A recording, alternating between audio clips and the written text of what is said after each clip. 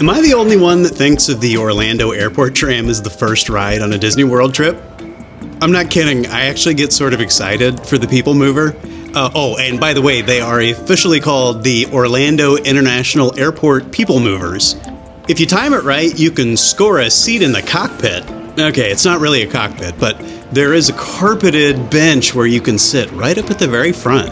Otherwise, it's mostly standing room, but you're not going to have to stand for very long. The trip's over pretty quickly. Enjoy the neon!